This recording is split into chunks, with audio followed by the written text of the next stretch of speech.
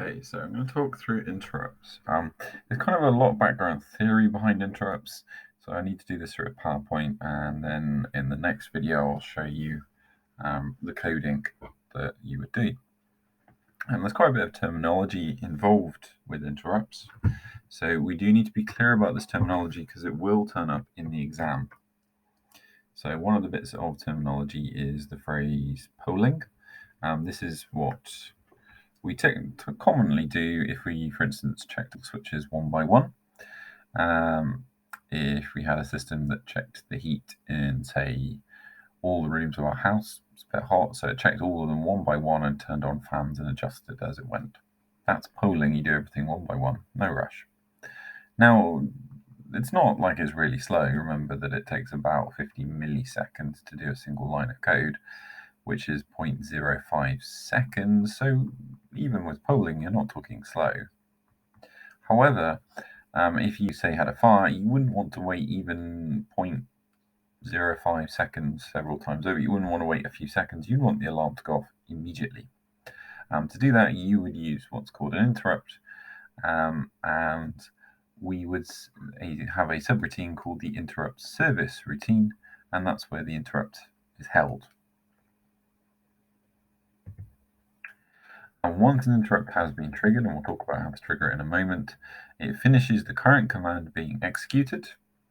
So there is a danger if you, say, do the command call wait, and then you choose a ridiculously high number, say 100,000 milliseconds, which would be 100 seconds, you would have to wait for that command to finish before you could do anything else.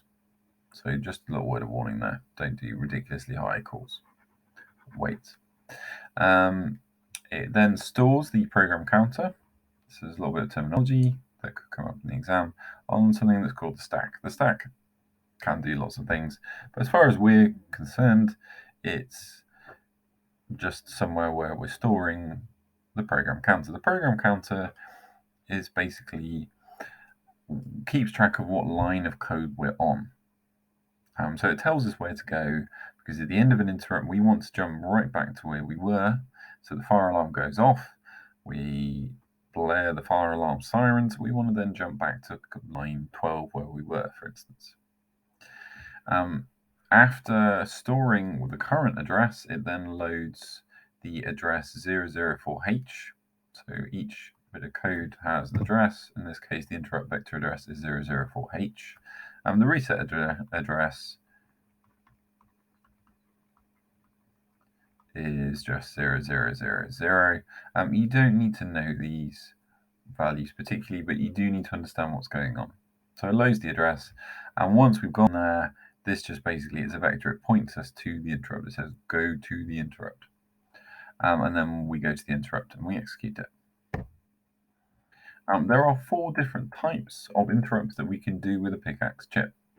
You only need to know the 4th one, but I'm kind of saying the others for fullness. So completion of writing data to the EEPROM memory. So this is just, again, a byte, and once you go over from 255 and you add 1 to that particular value, so it goes to 000, that would trigger an interrupt in that memory if you had it enabled. So that's quite useful if you wanted, I don't know, to count the number of cars, and if it suddenly got too high, you wanted to, I don't know, trigger an alarm to say that you've got traffic. Another thing you can do is use a timer. Again, that would be changing from 255 to 0 would trigger this. That counts more literally the time. There are ways to configure it, to be precise. You can also change the state of the pins RB4, RB5, RB6, and RB7.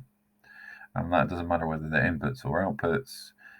As long as you change the state, that could also trigger it. Now, we're not interested in any of those really for A-level electronics. The only one we need to look at is this one, number 4, which changes the state of pin RB0 or the interrupt pin to logic 0. Sorry, that should say logic 1. That's typo.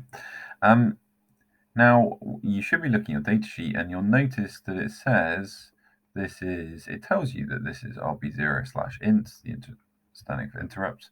Unfortunately, we don't use these chips in the college. Our interrupt pin is actually pin 15, so for your coursework, you need to use a 0 to get this to work because we don't have the 16F88, we have the 18M2. So just a slight note of caution, the 18M2 is the chip we've got. For the exams, they will use 16F88 and your datasheet will tell you which one it is. So don't worry, but just watch out for coursework. If you want an interrupt, you've got to use A0. How do we trigger this change of state? The standard thing is just have a switch that when you press it, so initially, obviously, all of the voltage is over here and none of the voltage over here. So this has got 6 volts, this has got 0 volts. And then when you press it, this then goes to 0 volts. So when you press it down, this changes to 0 volts. This goes up to 6 volts. That creates 6 volts on this pin, which triggers the interrupt. So we need to look at the interrupt control register. This is where we decide what interrupts we want to use. And you would set this at the very beginning in your initialization. So we only need to know these 3 bits, bit 7, bit 4, bit 1. Bit 7 basically allows interrupts to happen, any kind of interrupts. It's the general interrupt enabled bit.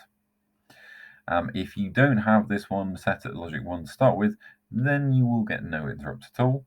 If you have it set at logic 1, then you can have interrupts, but you do have to choose which specific interrupts you want to happen. And you can have more than one interrupt going on in your code. A-level electronics, when you look at one type, but you could have 2, 3, 4 different types running at a time.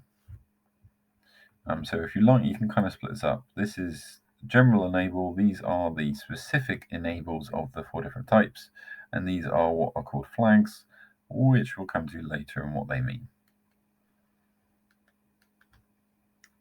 Just a quick note at the bottom here. You could, of course, use a little bit of extra coding to clear that bit if you wanted to not be interrupted in a particularly important part of your code. Now, another little note to do with the general interrupt thing is at the bottom of your interrupt command, so you have to call the interrupt command interrupt, otherwise it doesn't work. And at the bottom, after you've done everything, you need to use the command retf. What this does is it re-enables, returns from interrupt and re-enables the general interrupt bit, which automatically gets set to 0 at the start of your interrupt. In other words, it comes back to this phrase, an interrupt cannot be interrupted. Otherwise, you end up with a mess where you might have one interrupt triggered, and then you try and trigger another one, and then you try and trigger the first one again because the switch is still pressed, and it's bad. It'll break your microcontroller. So what we do is we turn off the general one at the start of an interrupt, and at the end, you just need to use the command retf to turn it back on. Okay, so let's look at the one we're interested in. So we've allowed interrupts. Let's look at the one we're interested in, which is bit 4. If it's logic 1, then the external interrupt we're interested in is enabled. If it's logic 0, then it's disabled. By default, the intercon register, so the interrupt control register, contains the number, as you can see, 000000000x, where x is unknown, so it's either 8 zeros or 7 zeros and a 1. And that's to do with a flag, which we're not interested in, so don't worry about that. So this means you do need to enable within your initialization the interrupt we want. So to do that, you would move the binary number 10010000 in, because that would enable these 2 bits, so bit 7 and bit 4. Obviously, our pickaxe doesn't like that, so you'd have to write 0x, and then the hex, that's 8 plus 1, so that's 9, and that's 0. And you'd have to move it into the interrupt control register. So there we go. We've allowed the interrupt to happen. Let's see what we have to worry about next. Next thing we have to worry about, well, think about probably a better way of putting it. We don't need to worry. This is, once you've done this a few times, it's not that tricky really. Is the external interrupt flag. So that's these last three. These are all flags. So if it's logic 1, that tells us that an external interrupt has happened. If it's logic 0, then an external interrupt has not happened. And that's all it does. It just flags up. Like the 0 flag, it says, has it happened? Yes. No.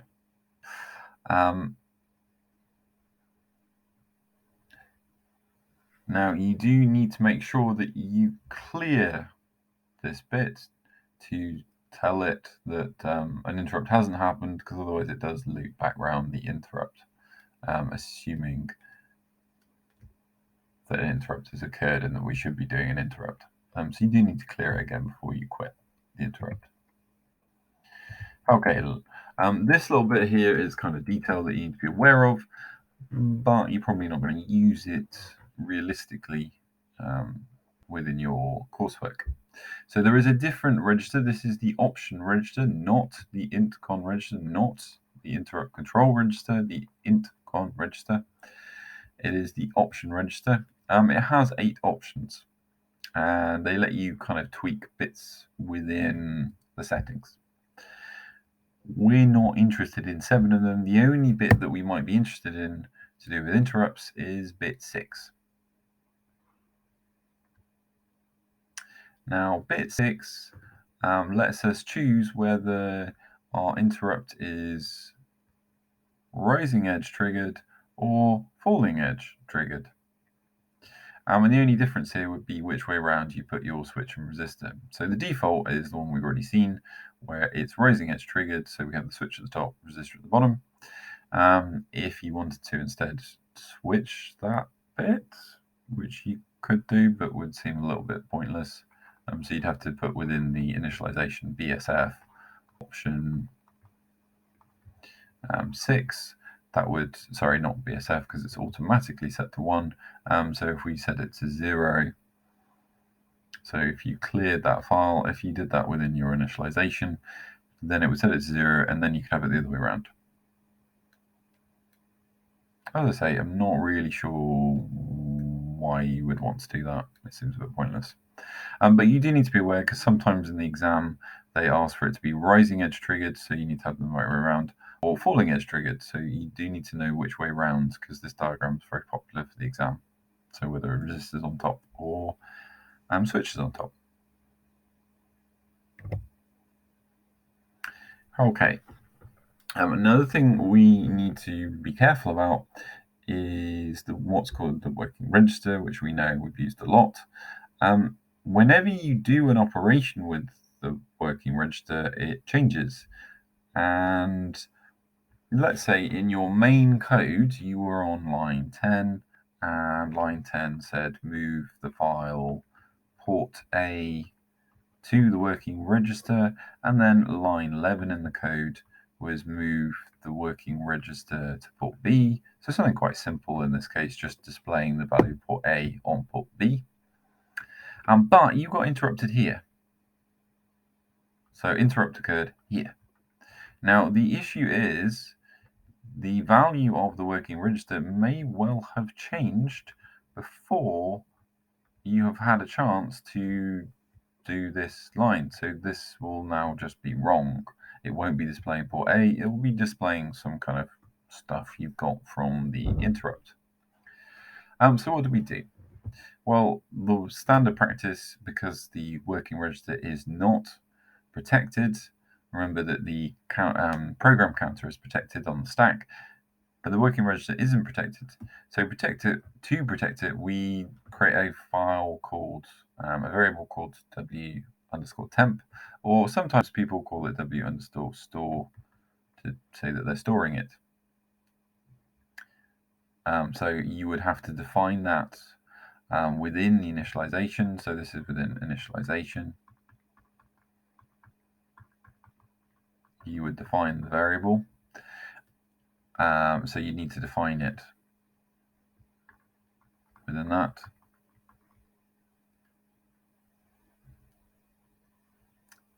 And then what you would do is within the interrupt, this should be interrupt, that's a typo, it won't work unless you actually write interrupt. The first thing you would do is store the working register in this temporary file. You then do all of the interrupt stuff. You might flash lights, etc. And then at the very end, you would then recover it from the working register. So recovering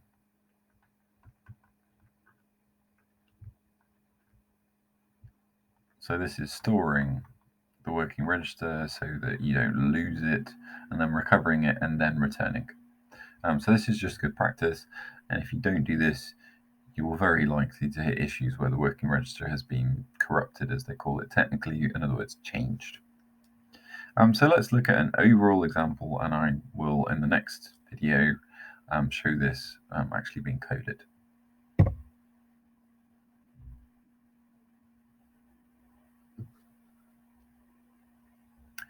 So this is an overall example of an interrupt. Within the initialization, I would have had to define the variable wtemp, so that would have been defined in initialization.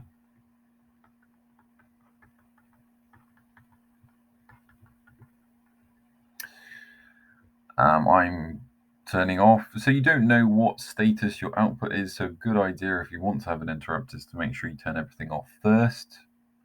And then I'm using port B bit 2 as my kind of alarm, buzzer, or LED flashing. You could have multiple ones.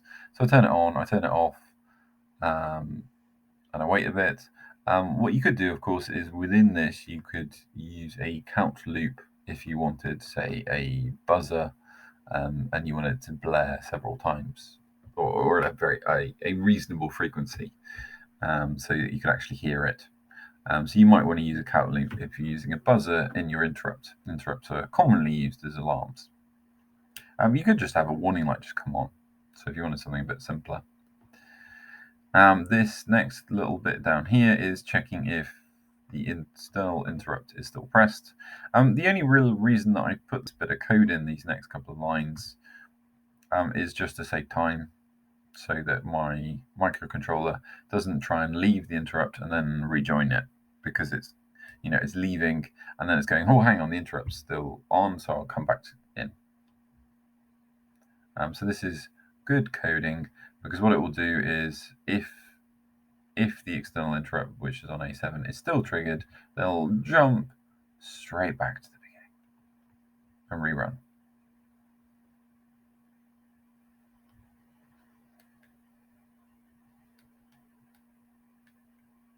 There is a slight issue here, actually.